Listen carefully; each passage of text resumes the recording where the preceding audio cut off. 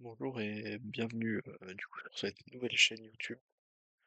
Je vais donc chercher à vous présenter mon premier deck et, et j'espérerais tenter d'en présenter plus très bientôt pour essayer de vous donner des idées de deck building ou même vous inspirer un peu. Alors, ce premier deck, ça va être, c'est le premier deck que j'ai vraiment construit et que j'ai joué. Alors, le commandant dans ce deck, c'est Nira.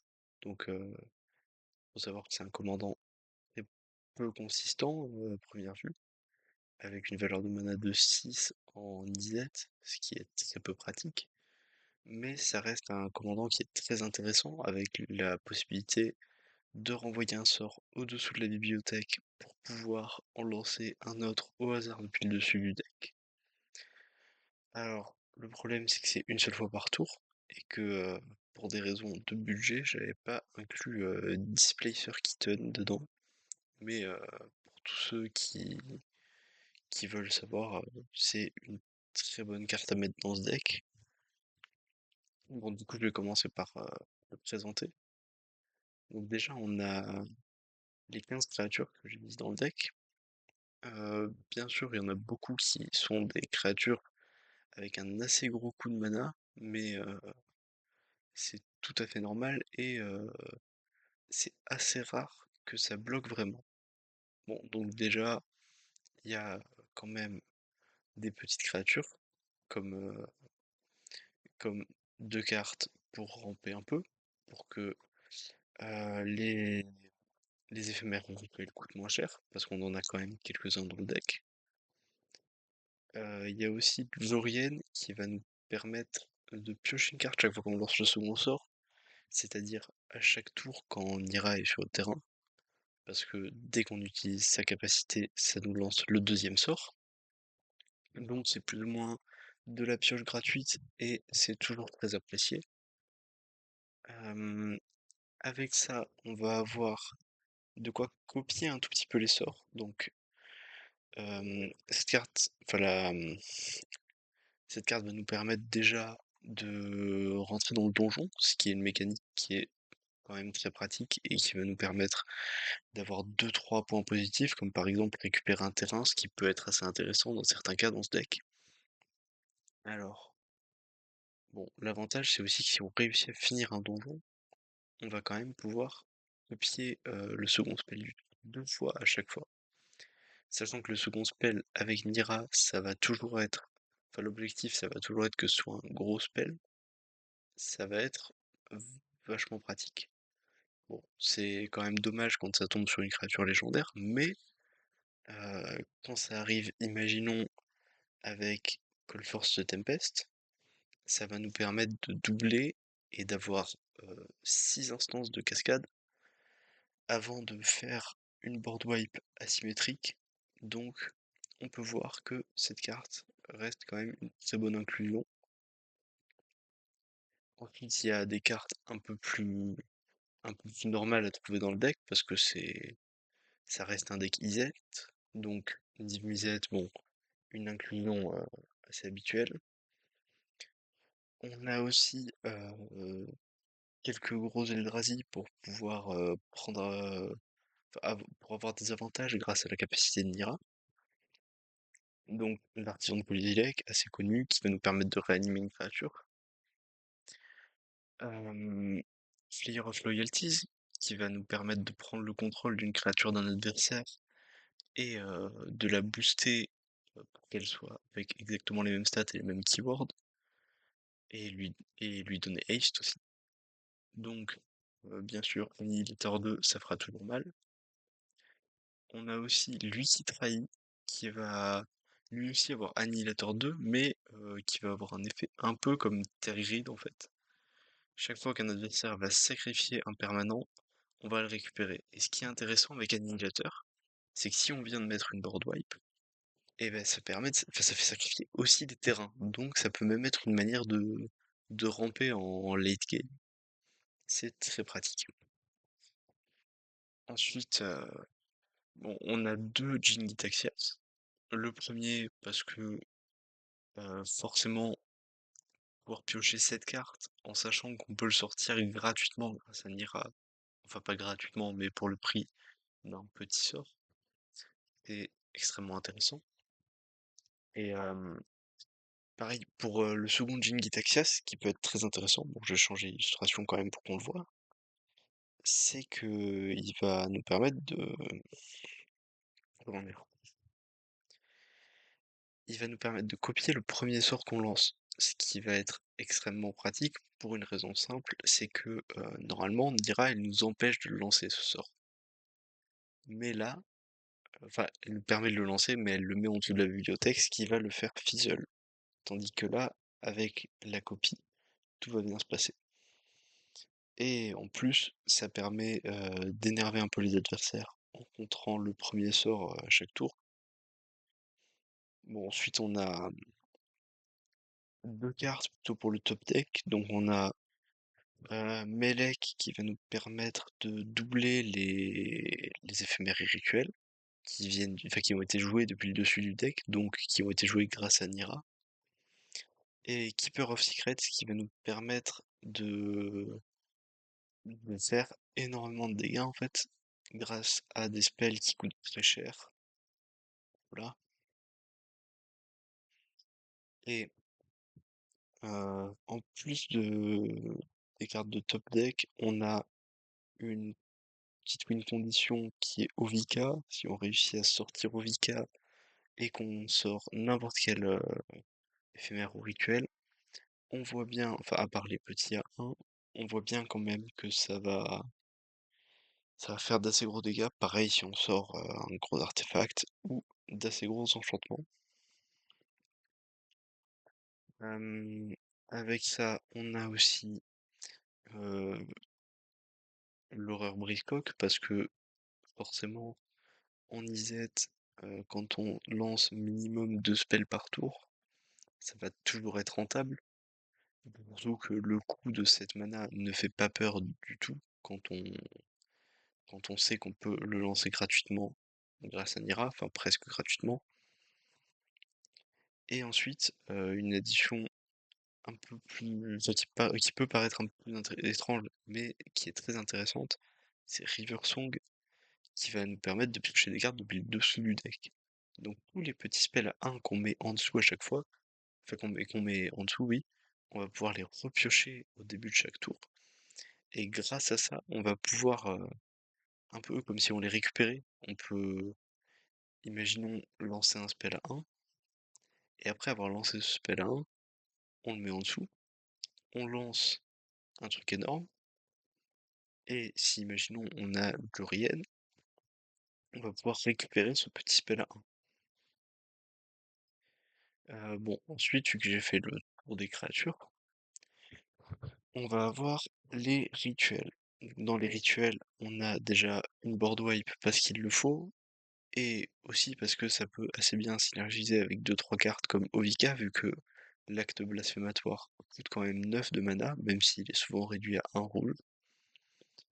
Ensuite, encore en board wipe, mais c'est quand même plus intéressant pour l'effet de double cascade, c'est Call Force de Tempest, parce que pouvoir faire une double cascade à 8, souvent pour 0 mana, et en plus raser le board adverse en face, ce sera toujours très fort, donc même si la carte est un tout petit peu chère, ça reste très intéressant.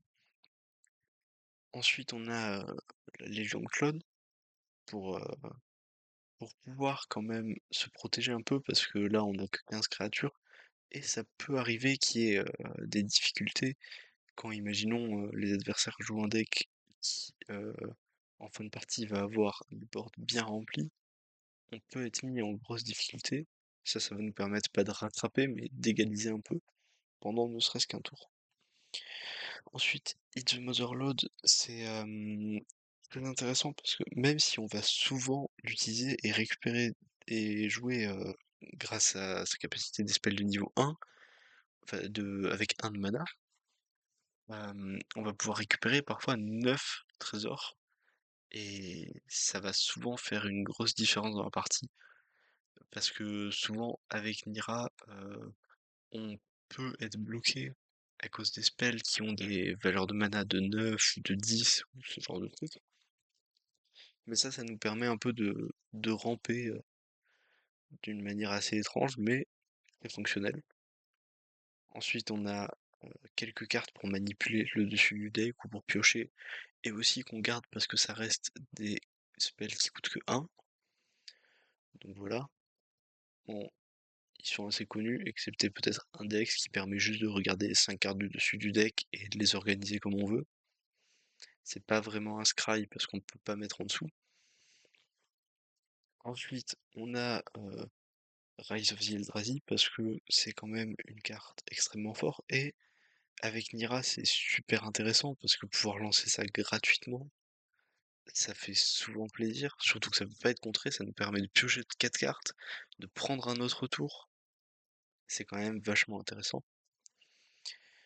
Et s'il y a une autre interaction que j'aime bien avec cette carte, c'est quand on trouve un moyen de... Enfin, imaginons, on utilise Consider pour surveiller et qu'on la met dans le cimetière, et ben par exemple, on a Arcane Bombardment qui va nous permettre de faire des ravals parce qu'on va pouvoir le copier à chaque tour, ce qui va vraiment être... Parce que ça va être n'importe quoi, vu qu'on a plus ou moins des tours infinis tant qu'on réussit à avoir un spell, enfin un rituel ou éphémère, ce qui honnêtement n'est pas bien dur. Donc après ça, on a Scrambleverse, donc ça c'est une carte que j'ai ajoutée surtout pour le chaos. Donc le concept c'est de changer le contrôle de tous les permanents de manière aléatoire, sachant que selon le moment là où ça sort, ça peut très bien arriver à un moment là où il n'y a que un permanent, c'est Nira. Donc, quand ça arrive et qu'on récupère presque l'équivalent d'un board entier, c'est très intéressant. Après ça, on a les éphémères. Donc, dans les éphémères, on a toujours pas mal de pioches. Brainstorm, Brain Surge, Consider, Deliberate, et Opt et Otherworldly Gaze. Ah oui, et aussi Telling Time, que j'avais oublié. Et Izzet Charm qui peut faire de la pioche aussi, ce qui est assez cool. Bon, ils coûtent plus ou moins, enfin ils coûtent maximum 3 mana là-dedans. Excepté Elminster's Simulacrum, qui lui coûte un peu plus cher. Et puis après, si par contre enfin, ce qui est un peu problématique avec cette carte, c'est que pour 6 c'est intéressant de copier un permanent de chaque joueur.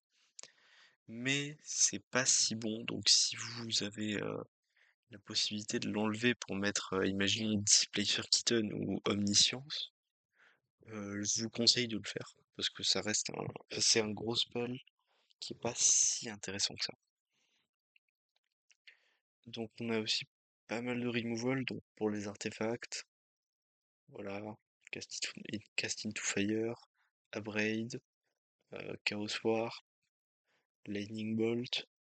Bon, c'est tous des petits spells, Fading Hope aussi, et Gutshot dans certains cas, mais c'est tous des petits spells qu'on peut cast assez facilement pour trigger Nira, que ce soit pendant euh, notre tour ou celui des adversaires. Donc, après ça, on a aussi un petit peu de contre avec bon, Izzet Charm qui peut contrer, Inverse Polarity qui contre et qui, avec un peu de chance, peut voler un permanent. Negate, Counterspell, Don't Make a Sound, et voilà. Bon, donc voilà, on a fait le tour des éphémères. Donc on a un peu de top deck, un petit peu de draw, un petit peu de removal et un tout petit peu de contre.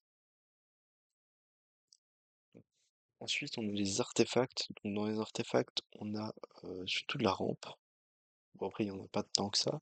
Arcane Signet, Commander Sphere, Izzet Signet, Sol Ring, Talisman of Creativity.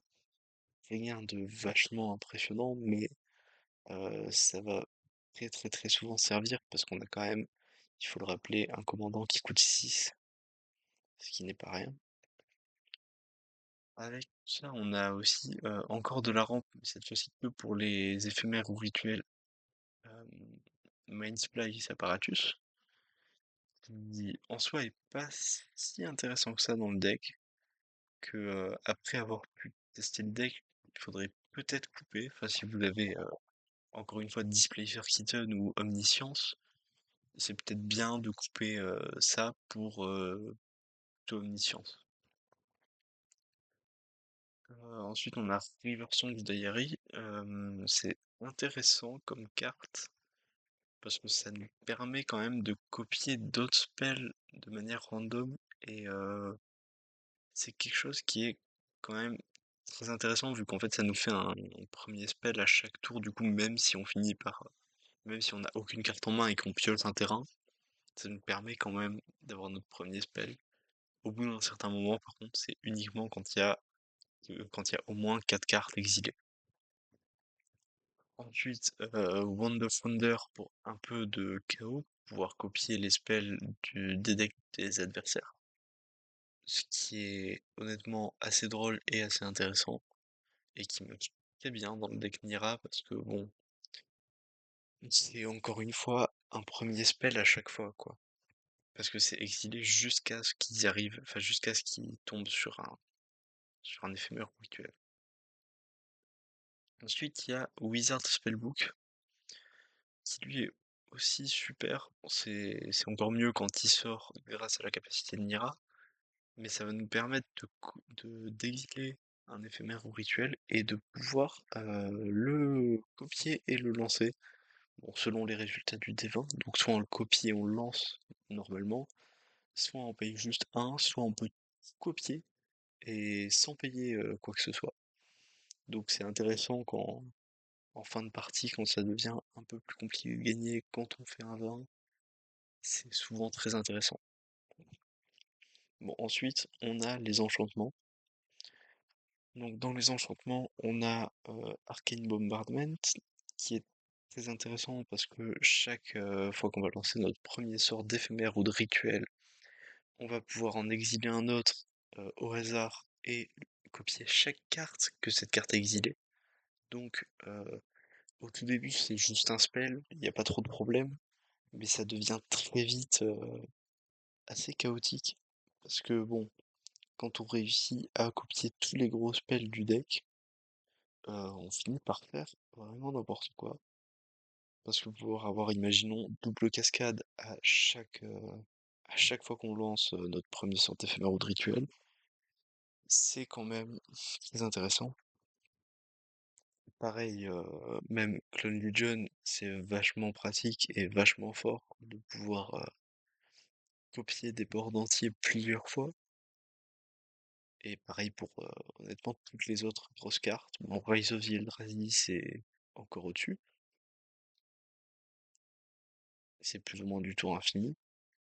Ensuite, Mind's Dilation, euh, ça c'est aussi intéressant parce que ça nous permet en fait de pouvoir utiliser l'effet de Nira même pendant les tours adverses. Parce que chaque fois qu'un adversaire va lancer son premier sort, on va pouvoir exiler une carte du haut de son deck. Et si on a de la chance, eh ben, on peut le lancer sans payer le coût de mana. Ensuite, Possibility Storm, c'est plus ou moins un enchantement qui fait ce que Nira fait, sauf que c'est pour tous les joueurs. Et par contre, la différence, c'est que le type de la carte qui est lancée depuis le deck doit correspondre avec le type de la carte qui a été lancée au départ. Donc si je lance un enchantement, eh ben ça ce sera, il faudra que je sorte des cartes jusqu'à tomber sur un enchantement. Donc c'est super intéressant pour pouvoir un peu ruiner tous les plans des adversaires. Parce que ça s'applique à tout le monde, et quand ça s'applique à tout le monde, c'est le problème pour tous les adversaires, c'est que c'est pas quelque chose qui va les arranger. Nous, c'est un peu ce que notre deck est supposé faire, donc on n'a aucun problème avec ça. Ensuite, pour avoir un petit enchantement pas trop cher, il y a Power Balance, qui, qui est vraiment vraiment fort, parce que bon, on va révéler la carte du dessus de notre deck chaque fois que un adversaire va lancer un sort. Et si si elle a la même valeur de mana, on peut lancer le spell gratuitement. Donc premièrement, c'est super fort pour simplement avoir des spells gratuitement dans certains cas, mais c'est aussi très intéressant parce que ça nous permet presque en permanence de savoir quelle est la carte du dessus du deck. Alors c'est dommage quand c'est un terrain, mais c'est vraiment intéressant quand on a, imaginons, euh, un éphémère en main et qu'on voit que la carte du dessus, c'est par exemple, encore une fois, Rise of the Eldrazi, et bien sûr, peu importe la situation, on va en profiter pour lancer l'éphémère et sortir ça d'un coup, comme ça, pendant le tour de l'adversaire. Euh, alors après ça, il y a Shark Typhoon. Là, l'objectif, il est plus simple, c'est simplement de créer des gros jetons pour pouvoir un peu, que ce soit bloqué ou attaqué, parce que dans les deux cas, c'est très intéressant. Et aussi, il y a un autre truc qui est très pratique avec cette carte, c'est le fait qu'on puisse la cycle. Donc, avec cette capacité, on va pouvoir la défausser et piocher, et si on a du mana à jeter, on peut créer un requin XX. Donc X c'est le mana qu'on a jeté en plus des deux, hein. Et ça c'est quelque chose qui est très intéressant parce que avec Nira, si on rate, imaginons un land drop euh, au tour, je sais pas moi, au tour 4, il nous suffit de défausser ça en espérant en avoir un. Alors c'est pas une super solution, mais ça peut fonctionner. Ensuite, on a Storm of Saruman. Donc ça, c'est un spell qui va un peu ressembler à, euh, à celui-là. Donc, ce qui est intéressant, c'est qu'on va pouvoir copier le second sort chaque tour.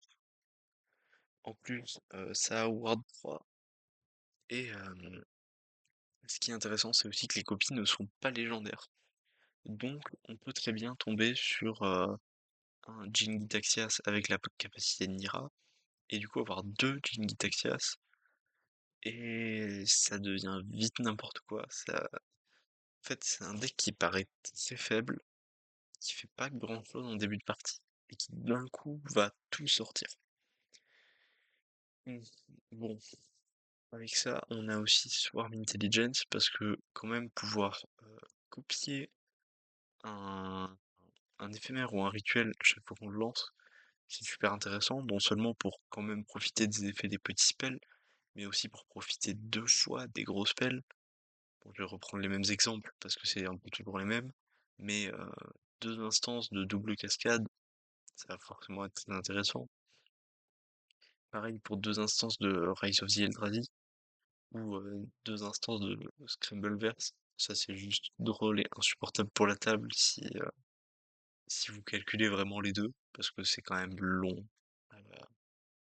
C'est long de vérifier quelle carte va où à chaque fois, surtout si vous avez des adversaires qui jouent des decks tokens ou ce genre de trucs. Donc voilà, là on a fait le tour de toutes les cartes non terrain du deck. Et dans les terrains, il n'y a rien d'extrêmement impressionnant. Il y a une tour du reliquaire au cas où, parce qu'on a quand même des Jin-Gitaxias qu'on peut copier de temps en temps. Donc c'est pas mal d'avoir ça. Ensuite, Terramorphic Expense, bon, c'est juste pour être sûr de ce qu'on veut. Beaucoup de landes avec deux couleurs. La majorité sont pas si intéressantes. Celle-là, je l'ai mise juste parce que je l'avais pack juste avant de faire le deck. Et par contre, on a quand même bon, paysage myriadaire pour pouvoir ramp, même si c'est que très peu, ou Izzet Boiler Works pour être sûr de pas avoir trop de problèmes de land. Mais avec ça, on a aussi deux trois landes qui vont nous permettre de surveiller ou d'appliquer le regard. Donc on a le temps, on a Prismari Campus, et on a Crystal Grotto et Hidden Grotto qui vont nous permettre, au moment là où elles arrivent, de spray ou de surveiller, selon la carte. Donc voilà, si vous voulez, là il y a la courbe du deck. Donc beaucoup de permanents avec un de mana value, quelques-uns avec deux, enfin beaucoup, non je veux dire beaucoup, enfin même énormément avec deux.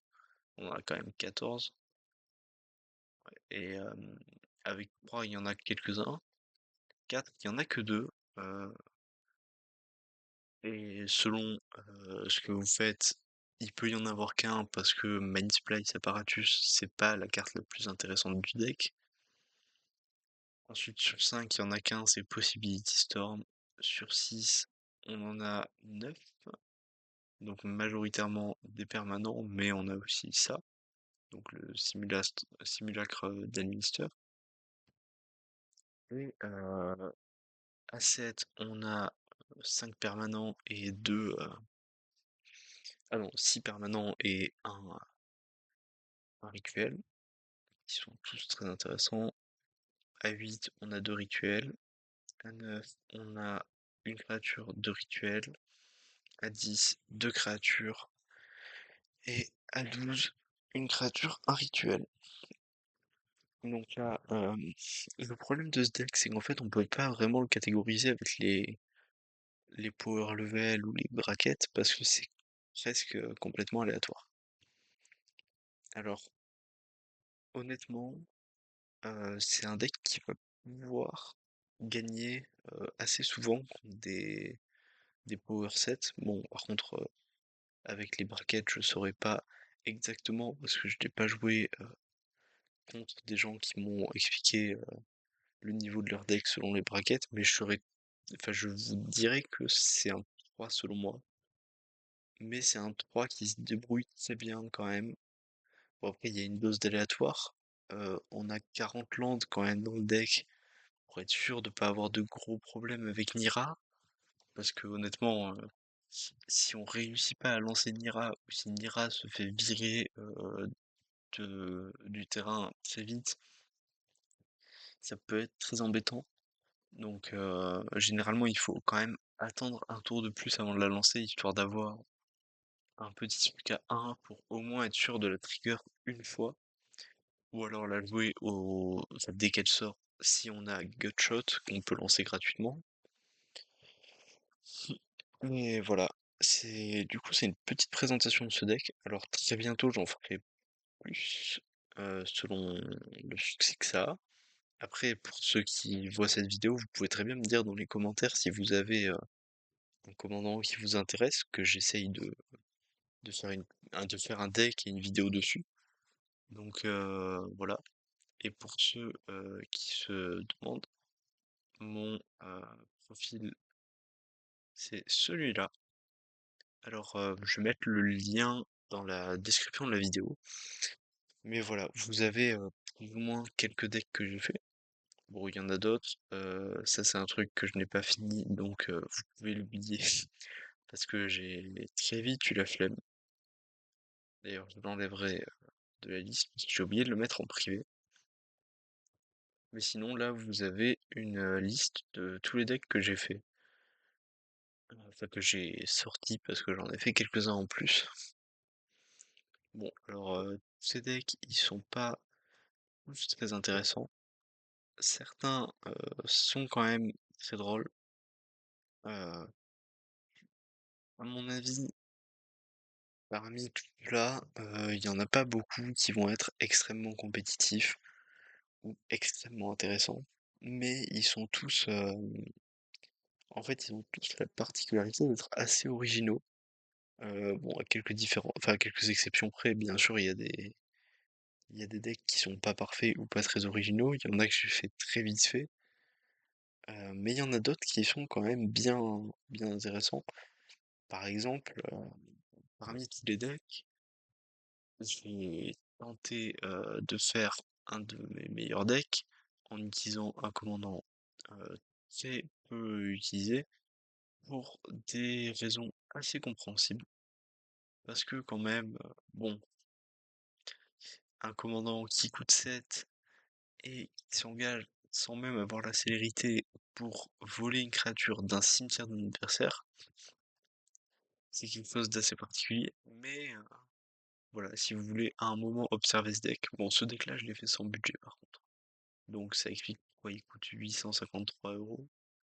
Alors, honnêtement, je vous conseille vraiment pas de l'acheter parce que premièrement, il est pas forcément si bon que ça.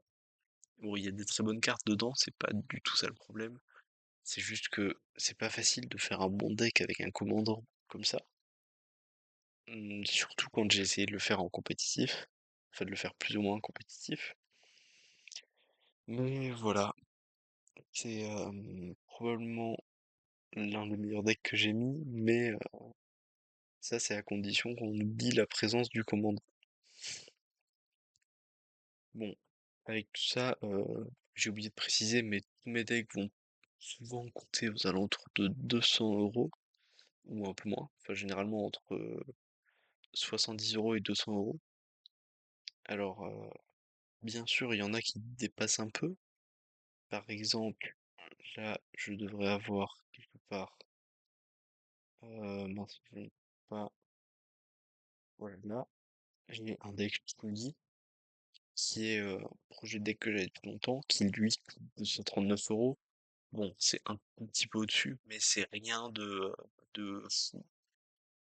Et c'est surtout parce que bon, le prix comme ça, c'est aussi parce que je m'étais amusé à mettre un peu euh, une land base un peu plus un peu plus forte entre guillemets que celle de d'habitude, mais honnêtement, enfin de mon expérience avec les decks que j'ai fait, c'est pas si important que ça d'avoir des fetchlands ou alors des shocklands, etc. C'est pas quelque chose qui vaut vraiment le prix que ça va vous coûter. Surtout quand vous voyez que vous pouvez juste avoir pas mal de rampes et qu'il y a beaucoup de decks dans lesquels c'est pas si grave de pas avoir de. C'est pas si grave d'avoir des landes qui rentrent engagées. Bon, naturellement, ça dépend. Ça dépendra du deck, ça dépendra de beaucoup d'autres choses. Mais donc voilà. Donc je vais terminer cette vidéo là-dessus en vous disant merci beaucoup d'avoir regardé si vous l'avez fait. Je remontre mon profil et ben j'espère à bientôt pour une autre fois, une autre vidéo sur un autre deck. Si vous avez, bon, parmi les decks qui sont ici, un que vous voulez voir ou, euh, ou alors si vous avez d'autres suggestions, eh ben vous pouvez me le dire. Bon après, comme vous pouvez voir, il y a vraiment des decks qui ont été faits très mal, très vite. Enfin, par exemple, il y en a, je les ai fait vraiment pour qu'ils soient budget, donc 60 €. Enfin, je sais qu'ils sont pas bons. Il y a des decks, c'est comme ça, ils sont pas faits pour être extrêmement bons. Alors, je vous conseille pas d'acheter mes decks, excepté si vraiment ils vous intéressent. Mais voilà. Donc, merci beaucoup d'avoir regardé cette vidéo. Et, ben, j'espère pouvoir en sortir plus très bientôt avec les decks qui vous intéressent. Alors, s'il vous plaît, n'hésitez pas à vous abonner ou à commenter des trucs.